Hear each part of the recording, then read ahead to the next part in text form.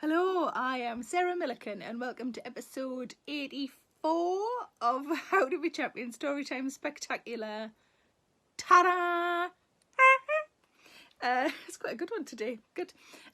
We've just started the How to Be a Comedian chapter, which I guess is mostly of interest to people who ask me how to become a comedian, but it might be of interest to the rest of you how it happens. So let's crack on. Okay. These are some of the things I know. Remember, that's great. I mean, cracking start. First word, fucked. Remember that university audiences aren't necessarily cleverer than you. When I started out, I did a few university gigs and they always went badly. Having not gone to university, I thought they were so much more intelligent than me. And I was also talking about divorce and heartbreak in front of a bunch of teenagers, half of whom were virgins, the other half riddled. At a Lincoln Uni gig, there was only one person laughing at me, and that was the promoter, Sean Almy, a gem of a man. He booked me loads after that, but not for university gigs. Then, one day, my husband, who I've also always taken stand-up advice from, told me to look at the students. Just look at them. Next time, I did. Turns out that while some are smart, some are really not. Just like normal audiences. I shook off my wobbly confidence about not being as smart as them, reframed my divorce jokes as advice for how to not fuck up your future, and bingo, did quite well at uni gigs after that. It's not a good idea to churn your set early on. Get a bulletproof tent and then extend it.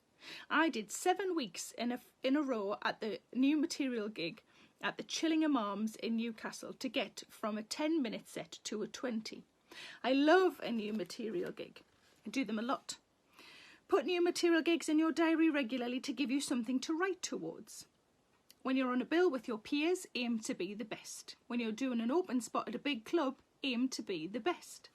Recording early gigs, or those where you're trying new material, is invaluable. I'm just going to turn this around to make it slightly easier to read. Your memory will just give you a blanket, "It was great." A recording will enable you to say that spontaneous ad-lib again and again. After listening to the recordings of my new material nights, I make notes of changes I've made and then try it again. This process continues until the joke either gets the response I think it should get or goes in the bin. Most ideas get 5 chances. Some don't even get read aloud when I'm on stage and I realise they're already shit. Spider dogs. My audience is so lovely that when a comic at one of my new material gigs silently disregarded the first joke on his list, a woman in the front row said encouragingly, No, go on.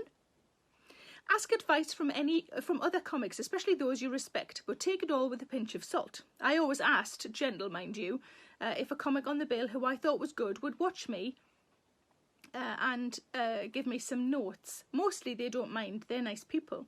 And asking their advice is a tiny, teeny ego boost for them, and we all love that. I've lost my place. Take the notes graciously and ignore the ones you think are shite. I was told by various people, directly and indirectly, you'll never do well in competitions. Women don't sell DVDs. You shouldn't talk to the audience. I ignored all of these, but I also took a lot of suggestions that made me better. Forums, aside from finding out about gigs, are a waste of your time. Write some jokes instead. I think forums is not really a thing anymore. Maybe it is. It's mostly I guess it's all social media now, but there used to be forums. Write some jokes instead. I think forums, I've even gone on to say, well done, Pass Sarah. I think forums are less of a thing now that social media exists. I should have just trusted Pass Sarah, but I didn't, and I was a bit worried that Pass Sarah was talking out of turn. She wasn't. She was great. There used to be where comics hung out online and were either very helpful or bitched about other comics under a pseudonym. I'm sure there are Facebook groups doing that now.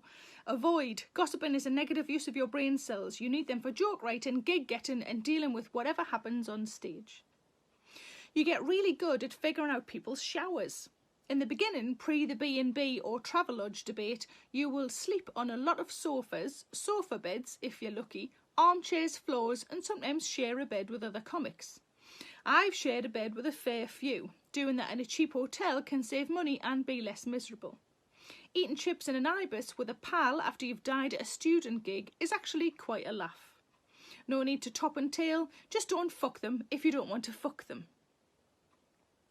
Fizzy sweets do a good job at keeping you awake on long drives. Caffeine is the go-to keeper awake, but on your way home, if you're tanked up on coffee or coke, you'll never sleep. Tang fast sticks are especially good in that if you eat too many of them, they make your mouth sore and your face explode. I also find singing helps, but not just normal singing.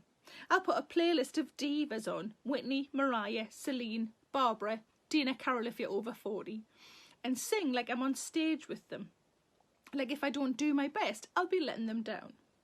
Jonathan Mayer and I can do an excellent Tell Him by Celine Dion and Barbara Windsor. No, Barbara Streisand.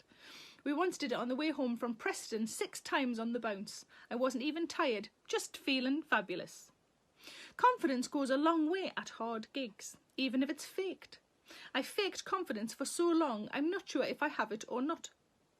What I suspect is that I fake it until I get my first couple of laughs under my belt. Then it's there of its own accord. But sometimes I'll think, you're nailing this, and then immediately forget what I was saying and stop nailing it. Confidence comes with time, experience and consistency. No idea about offstage confidence, that's still very much a work in progress for me. And that is the end of episode 84. And about the last minute, I've had a burp coming up and I'm so glad I've managed to get to the end of it. Although, if I keep this bit talking... There we go. We're clear. We're clear. That was the end of episode 84. I hope you enjoyed it. My teapot necklace, people will ask, they always ask, is from I Am Acrylic, which is a company based in Bristol where I get a lot of my necklaces from. I hope you, I bought it. I don't know if I have to say that. Some people seem to say, oh, I bought it, I didn't get it for free. I bought it. I bought a teapot necklace and it's fucking awesome. Anyway, now I'm rambling and now it sounds more like an advert than ever. It's not an advert.